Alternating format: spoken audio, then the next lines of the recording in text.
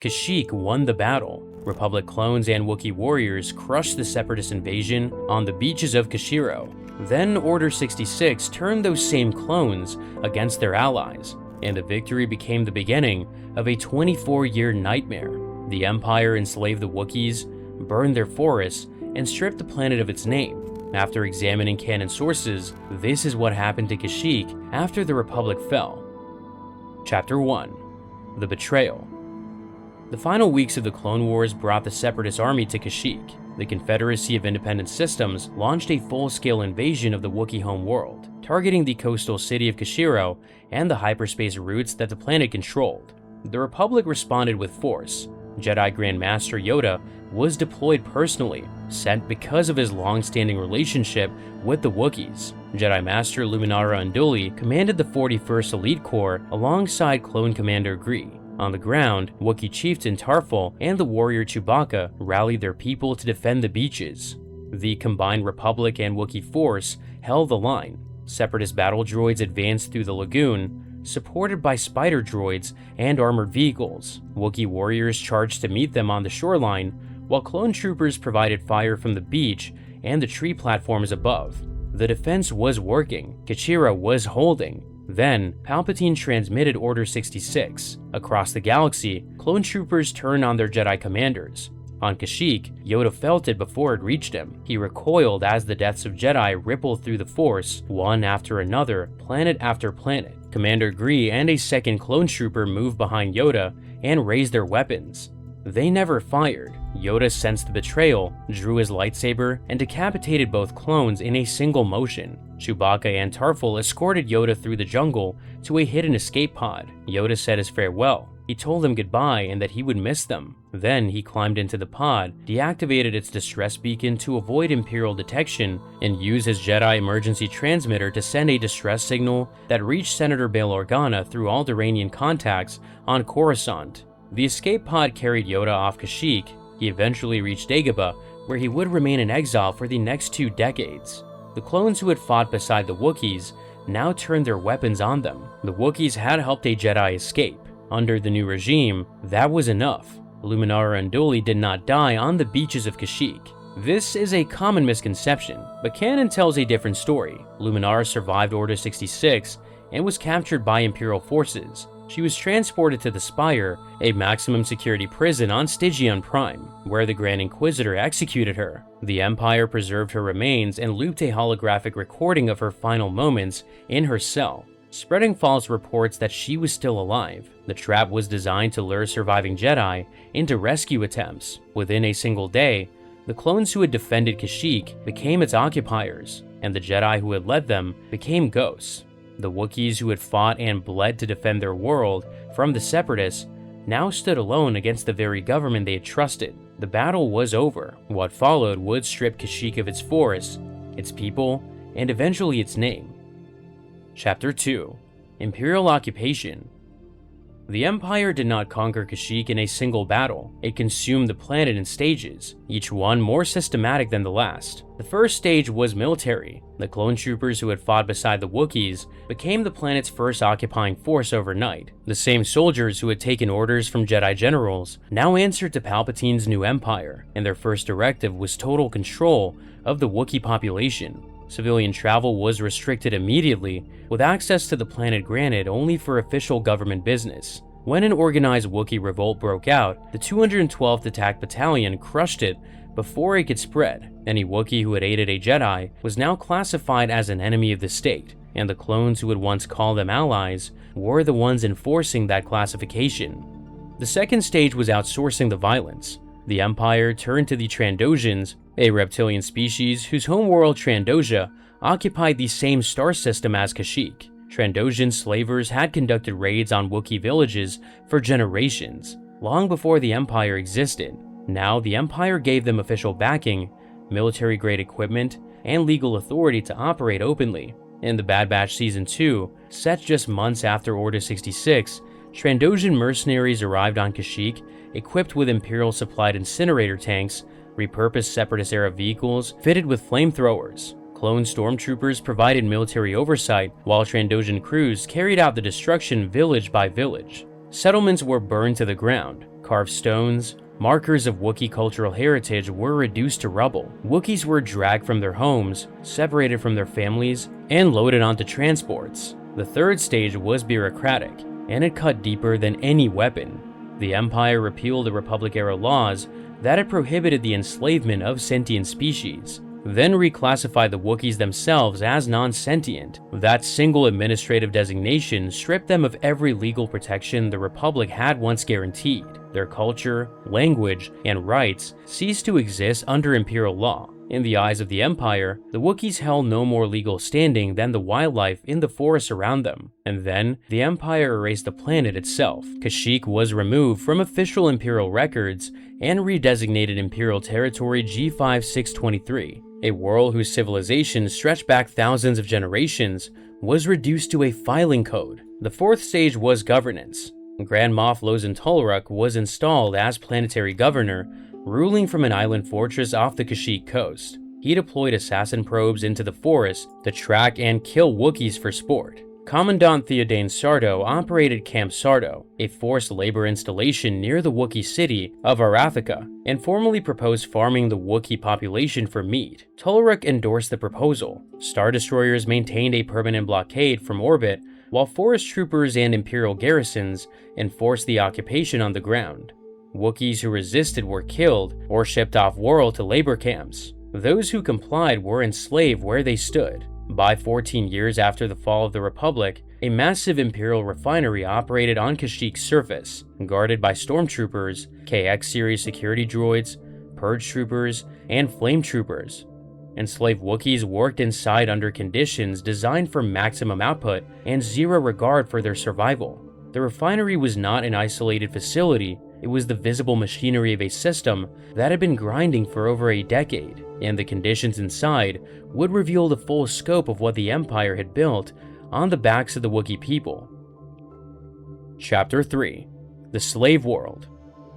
The Empire did not simply occupy Kashyyyk, it harvested it. The Wookiees became raw material, and their sacred forests became fuel. Inside the Imperial refinery, and across the labor camps that spread through the occupied territories, the true nature of the occupation revealed itself. This was not military control, this was industrial extraction of a species. Every enslaved Wookiee on Kashyyyk had an inhibitor chip bolted to the back of their skull. When activated, the chip delivered excruciating pain that could drop even the strongest Wookiee to the ground.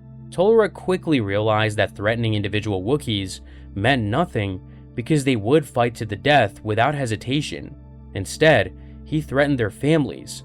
When one resisted, Imperial officers activated the chips implanted in their children, elders, and partners. The pain became the leash. On top of the chips, enslaved workers wore electronic slave collars and were chained together in labor groups with no privacy and no rest beyond what the shift schedule permitted. They worked covered in mud and dangerous industrial byproducts in facilities designed only with yield in mind, with no thought given to the comfort or safety of the people inside. Wookiees died regularly from toxic poisoning, one of the many side effects of the refining process that the Empire considered an acceptable cost of production. Wookiees were also bred for use in medical experimentation under the occupation. The Empire shipped Wookiees far beyond Kashyyyk to work on its most critical projects. Wookiee forced labor built both Death Stars. In Timothy Zahn's Thrawn Treason, Imperial logistics records identify Blosfy extract shipments as food supplies designated for Wookiee slaves working on Project Stardust, the Empire's internal designation for the first Death Star. Wookiees were also transported in massive numbers to the spice mines of Kessel, one of the most brutal labor operations in the galaxy. In Star Wars Rebels: Spark of Rebellion, Wookiee prisoners, including the warrior, Wolf Warrow, and his young son Kitwar, were being shipped to Spice Mine K-76 before the crew of the Ghost intercepted the transport and freed them. Kitwar was a child. His presence confirmed what the Empire's own records deliberately obscured. It enslaved Wookiee children alongside adults without hesitation and without distinction. In Solo: A Star Wars Story, set 9 years earlier, Wookiee slaves, including a warrior named Sagwa, were shown working in Pike's Syndicate-operated mines on Kessel. Chewbacca, himself an Imperial prisoner, helped free them during a chaotic raid on the facility. Chewbacca's own path through the occupation was one of its countless individual tragedies. Han Solo first encountered him not on Kashyyyk, but on Mimban, a war-torn mud world where the Empire kept Chewbacca in a pit beneath a military outpost. They called him the Beast. When Han was thrown into the same pit as punishment for desertion, he was expected to die. Instead, he spoke to Chewbacca and convinced him to cooperate rather than kill. They fought their way out together, escaped Mimban, and never separated again. The most famous partnership in the galaxy began in a mud pit. It began because one human being looked at a Wookiee the Empire had classified as an animal and saw a person. The destruction the Empire inflicted on Kashyyyk extended far beyond its people. The planet itself was being consumed. In the Bad Batch Season 2, set just months after the Empire's founding, the clone tech discovered large swaths of smog and deforestation on approach to Kashyyyk from orbit. Trandoshan mercenaries with incinerator tanks were already stripping entire regions of forest cover. By the time of the liberation in 5 ABY, entire sections of ancient Roshir forests had been clear-cut for lumber and processing, and several major rivers had been drained to feed refinery cooling systems. At the center of the devastation was Project Siphon, an Imperial program that harvested Roshir tree sap and refined it into a volatile chemical compound. The databank in Star Wars Jedi Fallen Order confirmed the scale. For every barrel of sap refined, over 200 tons of industrial waste were pumped directly into nearby waterways. The Roshir trees were not simply lumber to the Empire, they were chemical feedstock to be processed and shipped until nothing remained. But to the Wookiees, the Roshir trees were far more than a resource. They were sacred. Wookiees commune with the trees before making important decisions and prayed at their roots. They believed the forest itself was alive, with a guiding presence that had protected their civilization since its earliest days. In the Bad Batch, the Wookiee elder Yana explained this bond to outsiders for the first time. The Wookiees believed the trees were their allies, that Kashyyyk belonged to the forest as much as the forest belonged to them. Every tree the Empire burned or drained severed another thread of the connection between the Wookiees and the living world they had inhabited for thousands of generations. The Trandoshans who burned the carved stones and razed entire villages, including the settlement where the young Wookiee Jedi Padawan Gungi had once lived, were not just destroying structures, they were destroying identity itself. The Empire stripped the Wookiees of their names, their trees, their children, and their freedom, but it could not strip what the Wookiees carried inside themselves. And deep in the forest the Empire could not reach, the resistance was already growing. Chapter 4: Resistance and Survival. The Empire controlled the beaches, the cities, and the skies above Kashyyyk. It did not control the Shadowlands. The Shadowlands were the lowest and most dangerous region of Kashyyyk's forest, a place of permanent darkness filled with predators that Imperial patrols refused to enter. For the Wookiees who chose to resist the occupation, this made the deep forest the one place on the planet where the Empire could not follow. The earliest organized resistance emerged within months of Order 66. In the Bad Batch Season 2, a Wookiee tribe led by the Elder Yana had been driven from their original settlement after Trandoshan mercenaries burned it to the ground. Rather than surrender, Yana led her people deeper into the forest and established a hidden village beneath the canopy where Imperial scanners could not reach them. The tribe used their knowledge of Kashyyyk's native wildlife as a tactical advantage, deliberately luring enemy patrols into the nesting grounds of netcaster arachnids, massive predatory spiders. The forest itself became a weapon, and the Wookiees were the only ones who knew how to use it. Yana's tribe received an unexpected reinforcement. The young Wookiee Jedi Padawan Gungi, who had survived Order 66, found his way back to Kashyyyk. The Bad Batch, the clone commando unit known as Clone Force 99, delivered Gungi to the planet after recovering him from Imperial custody. Yana accepted him into the tribe, and Gungi ignited his blade against the Trandoshans who threatened his people. His return represented something the Empire had tried to destroy entirely, a Wookiee who carried the legacy of the Jedi Order back to the world that needed it most. By 14 years after the fall of the Republic, the Resistance had produced a leader the Empire could not capture. Chieftain Tarful, the same Wookiee warrior who had helped Yoda escape during Order 66, had become the most elusive Resistance leader on the planet. Tarful operated from deep within the Shadowlands, launching guerrilla strikes against Imperial installations and vanishing back into the forest before reinforcements could arrive. The rebel leader Saw Gerrera, who brought his partisan fighters to Kashyyyk to disrupt Imperial supply lines, called Tarful the Freedom Fighter, a symbol of the Wookiee resistance who struck at the Empire from the one place it could not reach. The Empire had mapped the coastlines and the Canopy cities, but it had never mapped the Shadowlands, and Tarful used that ignorance to survive for over a decade. Saw Gerrera's partisans brought the first significant outside military support to the Resistance. When the young Jedi Padawan Cal Kestis arrived on Kashyyyk searching for Tarful, he joined the fight, hijacking an Imperial AT-AT and turning it against the occupation forces before raiding the Imperial refinery alongside Saw's fighters to free the Wookiee prisoners held inside. But the victory was temporary. Imperial reinforcements overwhelmed the partisans, and Saw withdrew from the planet entirely. A fighter named Mari Kozan refused to leave, one of the earliest fractures in Saw's movement. With the partisans gone, Cal returned to Kashyyyk a second time after Tarful was finally located in the Shadowlands. The chieftain directed him to the Origin Tree, an ancient roaster of immense size that the Wookiees considered sacred. Cal ascended the tree, defeated an Imperial Inquisitor at its summit, and recovered the information he sought.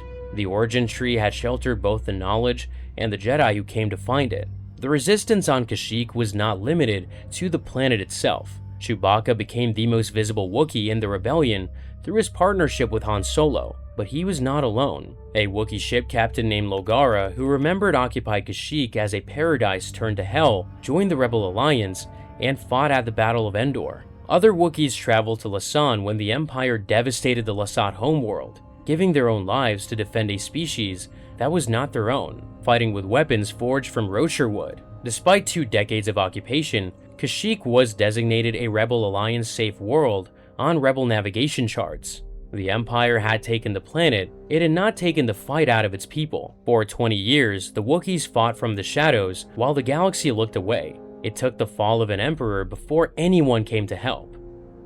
Chapter 5. Long-term consequences. The liberation of Kashyyyk was not a battle planned by generals or authorized by senators. It was a debt repaid by a smuggler, a Wookiee, and a handful of people who decided that the galaxy's politics could wait. The New Republic had defeated the Emperor at Endor, but 1 year later, Kashyyyk was still enslaved. Han Solo and Chewbacca, acting independently after Han resigned his New Republic military commission, learned of a narrow window to infiltrate Kashyyyk when the Imperial blockade temporarily shifted its patrol routes. Han assembled a small strike team and launched the mission. The intelligence was a trap.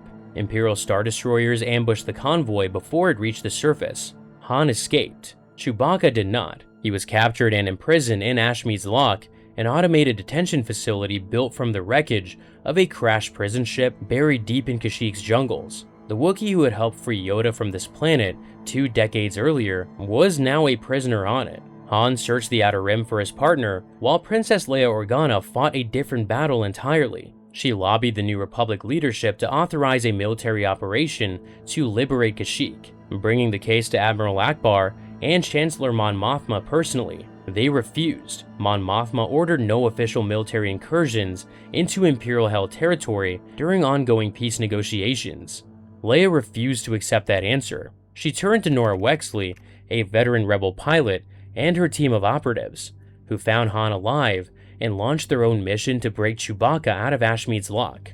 The team infiltrated Kashyyyk aboard the Millennium Falcon and reached the prison. They fought their way inside, disabled the facility's automated defenses, and freed Chewbacca along with dozens of other prisoners. On his home world, the dynamic between Han and Chewbacca reversed completely. Chewbacca took tactical command, navigating terrain he knew by instinct, and making decisions that would determine the fate of his people. Together, they destroyed the Imperial deflector shield generator at Camp Sardo near Arataka, opening a critical gap in the occupation's defensive network. But the true turning point came from inside the enemy's own fortress. Sinjir Rath Velis, a former Imperial loyalty officer who had defected to the New Republic, infiltrated Grand Moff Tolruck's island compound. He was discovered and captured almost immediately, but before they took him, Sinjir had smuggled a hyperwave transceiver spike inside the heel of his boot. From his cell, he activated the device. It hacked directly into Tolruck's planetary control module and transmitted a single command that disabled every inhibitor chip on every enslaved Wookiee on Kashyyyk simultaneously. Across the planet, the pain stopped.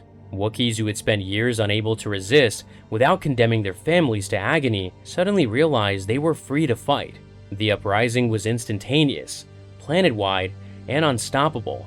Enslaved Wookiees overpowered their captors in labor camps, refineries, cities, and military installations across every continent. 24 years of suppressed rage broke the surface in a single hour. Grand Moff Tolruck, watching his empire collapse from his fortress, made his final decision. He ordered his 3 Star Destroyers to commence orbital bombardment of Kashyyyk, willing to incinerate the entire surface rather than lose control. His words to Rear Admiral Orlan were simple. The terrorists had won. The inhibitors were down. The animals were escaping the zoo, and he wanted it all burned to cinder. He never saw the order carried out. His former Wookiee slave, known only by the Imperial designation Cracktooth, reached him before anyone else could. She broke his neck in his own throne room. Above the planet, Princess Leia arrived aboard the Millennium Falcon. Captain Wedge Antilles and his newly formed Phantom Squadron, 12 X-Wings operating without Senate authorization, launched an attack on the blockade. And Han Solo, who had been captured aboard the Star Destroyer Dominion during the ground fighting, hijacked the warship from within. He turned its turbo lasers on the Vitiator and split it in half. The 3rd destroyer, the Neutralizer, surrendered. The blockade was broken. Kashyyyk was free. It was 5 ABY, and the occupation that had lasted 24 years was finally over.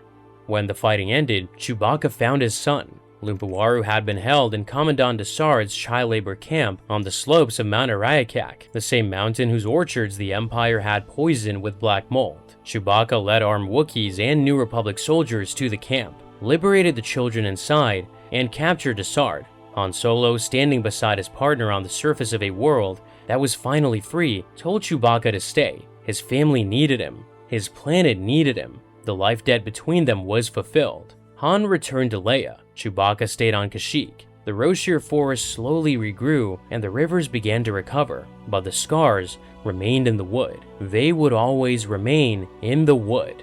24 years of enslavement, sacred trees burned, children taken, and a civilization nearly erased. And when freedom finally came, it arrived not from the institutions that would have protected the Wookiees, but from the individuals who refused to look away. Kashyyyk survived because its people survived. The Roshir trees grew back, but they grew back scarred. But Kashyyyk's story left 2 questions unanswered.